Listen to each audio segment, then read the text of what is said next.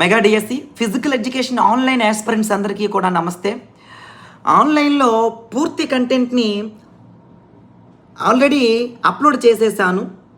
ఎంత content upload చేసినా సరే చిన్న చిన్న చాప్టర్లు, ఎందుకంటే సిలబస్లు మారాయి కాబట్టి ఆ చిన్న చిన్న కాన్సెప్ట్స్ను కూడా రికార్డులు చేసేసి, వీడియో రికార్డ్ చేసేసి వాటిని కూడా అప్లోడ్ చేయడానికి చాలా రెడీగా ఉన్నాను.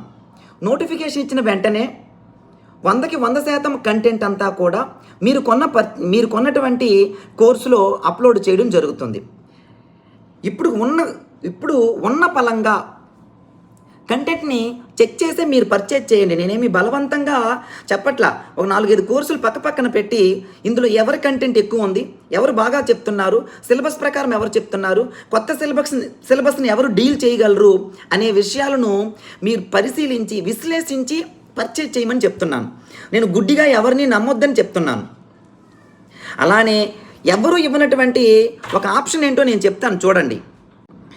ఇక్కడ డిఎస్సికి సంబంధించినటువంటి ఏ కోర్సు పర్చేజ్ చేసినా సరే, ఒకవేళ మనకి ఈ 2500 కోర్సు పర్చేజ్ చేశారనుకోండి, మీరు నెక్స్ట్ ఈ కోర్సు పర్చేజ్ చేయాల్సి వస్తే ఈ 2500 కోర్సు అమౌంట్ కూడా లెస్ చేసి ఈ కోర్సు ఇవ్వడం జరుగుతుంది. ఒకవేళ మీరు నన్ను సంప్రదిస్తే, ఒకవేళ యోగా కొన్నారు, యోగా పర్చేజ్ చేశారు,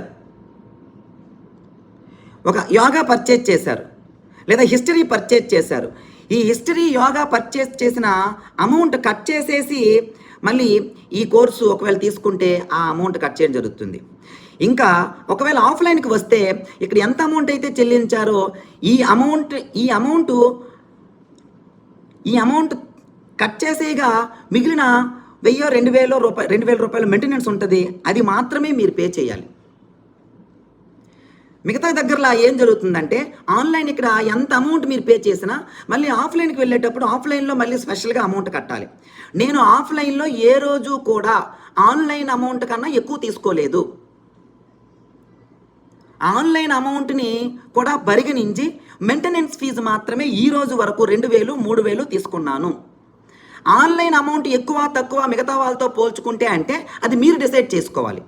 కొనే ముందు కంటెంట్ ఉందా లేదా, క్వాలిటీ ఉందా లేదా, ఊరికే పర్చేజ్ చేయరు కదా. ఎక్కడో 3000-4000 దొరుకుతుంది అని అంటే దానికి తగ్గట్టే కంటెంట్ ఉందేమో. దాన్ని నేను బలవంతంగా మీ చేత పర్చేజ్ చేయించలా. క్వాలిటీ నాణ్యత ఉంది కాబట్టి రాష్ట్రంలో వేల మంది ఈ కోర్సు కొంటున్నారు. ఊరికే కొనరు కదా. కోర్సుకి అమౌంట్ ఎంత పెట్టాలనేది అది నా హక్కు. కొనాలా కొనొద్దా అనేది మీ హక్కు. ఇలాంటి చిన్న చిన్న లాజిక్లు మిస్ అయితే రేపొద్దున డిఎస్సి కూడా మిస్ అవుద్ది. కాబట్టి న్యాయంగా ఆలోచించండి. నేను 100%